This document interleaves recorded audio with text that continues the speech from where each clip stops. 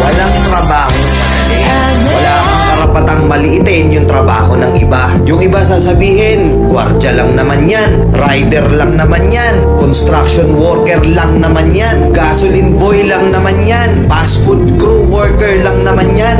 Pucha, nagkaroon lang tayo ng maganda-gandang klase ng trabaho. Akala na natin kung sino na tayong entitled sa mundong to. Minamaliit natin yung mga taong mas mabababa yung sakin-sakin.